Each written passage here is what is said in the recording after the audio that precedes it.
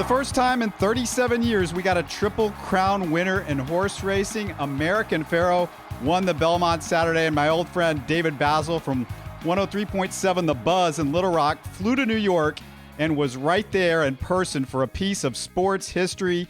Baz, I had to get you on the show because as I'm watching this on TV, you could just feel the electricity of the crowd as soon as American Pharoah crossed the finish line.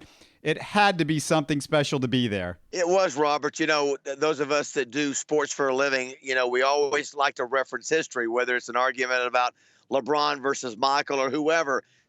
So we had a point of reference here, you know, for 37 years. I made the point that the last time we had a Triple Crown winner, gas was 68 cents and Jimmy Carter was in the White House. So we had a definite period of time there that we could reflect on. And we've been so disappointed. I was there in New York with Big Brown, and I'll be honest with you, Big Brown had more hype going into this race than really American Pharoah, just because it looked like Secretariat. It was a big horse, and you know what happened there, a huge disappointment. And so, listen, the sports world, everybody was hungry to see history being made, and it was electric. It was, because a lot of people felt confident this horse could do it. But I'll tell you, Robert, it took until me seeing him turn the corner for me to feel comfortable, because we saw Smarty Jones, we saw California Chrome, we saw the failures, we've seen 37 years of losses and attempts at it, and so it was just great to see it happen. And of course, we have an Arkansas connection because of the Arkansas Derby and Oaklawn, and what a great park that is. So it was just a culmination of a great year of racing here, and it's good for sports. I think it's good for horse racing, and I was really proud to be there.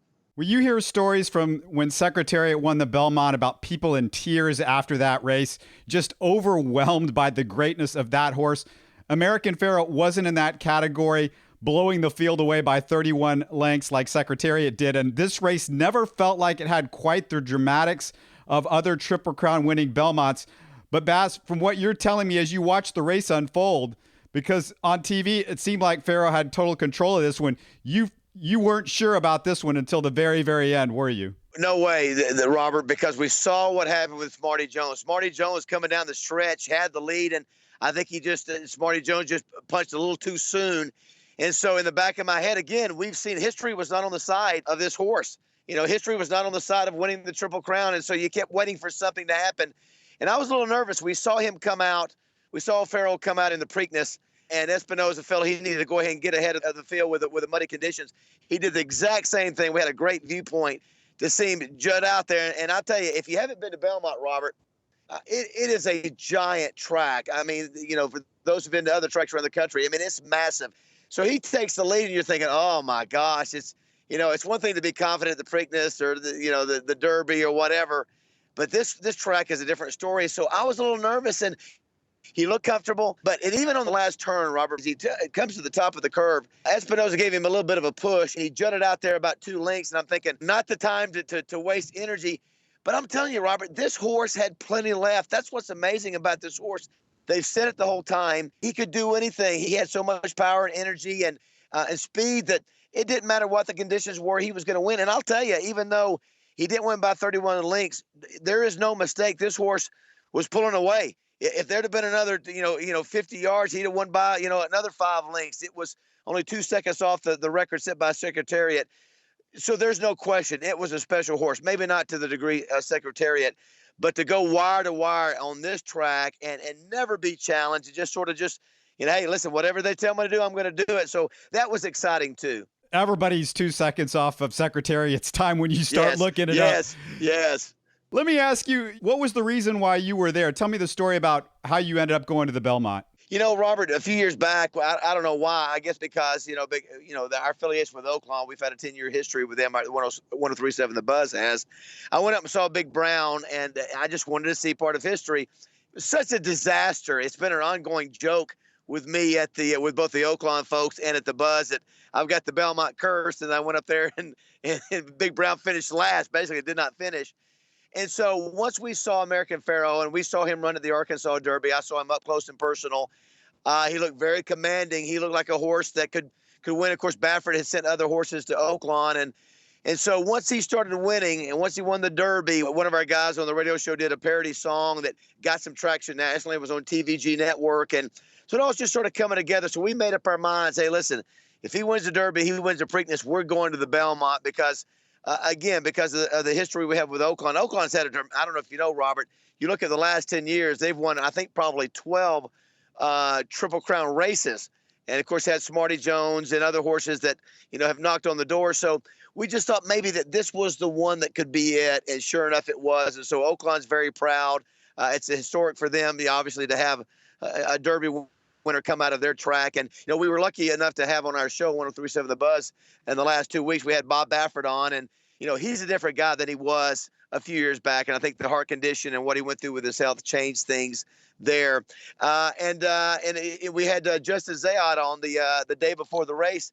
And again, just the whole family just laid back and they're easy going. And they you could tell they had a horse that they knew that was, heads, if you will, heads above shoulders to everybody else. I mean, it was the best horse race the best horse by far of any other. You just kept thinking though, Robert, you kept thinking that something was going to happen because we've talked about this the last decade. There's always been something that's happened.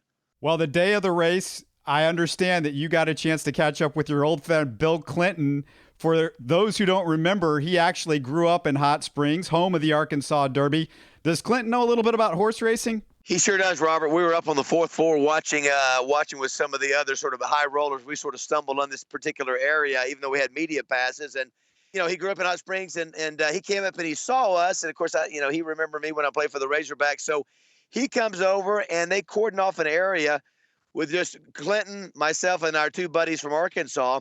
He spends 15 minutes with us and he recalls his mother loving the horse races, going to Oaklawn and laying the $2 bets down. So it was really cool to hear him reflect on his childhood memories. And then he talked about a high school buddy of his that had won $1,100 his junior and senior year. So he knew how to bet the races.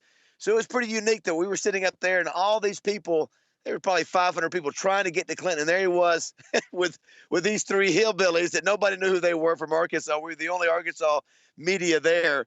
And so that even added to it as well, the fact that President Clinton was able to spend some time with us. Of course, he was rooting for American Pharoah because of the Oaklawn connection as well. Did he tell you? Did he have money on American Pharoah? No, he did not have money. He actually he was rooting for somebody in the race previous to the Belmont Stakes. I can't recall who it was, but he had a buddy who had a horse running in the previous race. So again, he had his book out. He was looking at the odds and looking at the history. So he did have some experience in the horse game. But there's no question it was all about American Pharoah, even for Clinton. It's funny. We went and saw the Yankees the next day play the Angels there at Yankee Stadium the day of the Belmont Stakes, and pretty much around the country. If there was a sporting venue, it was showing the race, and it was great to see those Yankees. And everybody was rooting for history. I mean, we all like to see history made. I'm not sure if there was another mark that had been this long, that had been so high profile that had not been achieved. So I just think we live in a day and age where we love to see history made, and I think everybody was rooting for it to happen. And for us, again, to have the Oaklawn connection, to have President Bill Clinton be there, spend some time with us, and then to get the victory that way. And then and then we had the Razorbacks go on and qualify for the World Series the next day. So and then in Arkansas, the Razorback won the PGA tournament this weekend. So for those of us in Arkansas, Robert, it was a great weekend. Yeah, we appreciate what your Razorback Dallas Keuchel's doing for the Astros right now. Yes. So that's great, and I gotta ask you, because you put what, $100 on Big Brown, or you bought 100 tickets on Big Brown?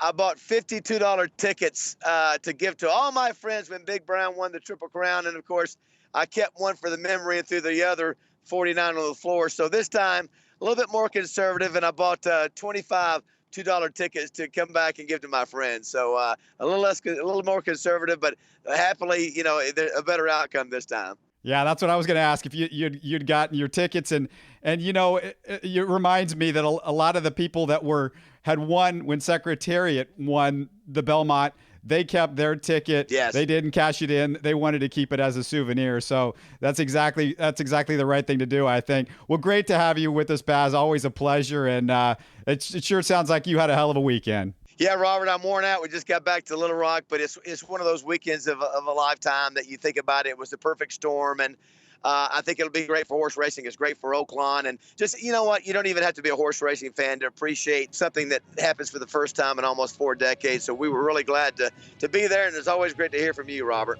103.7 The Buzz is David Bazzel. Thanks a bunch. Thanks, buddy. You're listening to Houston Sports Talk.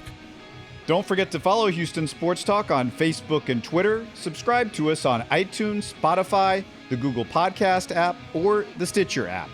You can support us by giving us a 5-star review on iTunes or by telling your friends about us. Spread the word, everybody. Thanks for listening.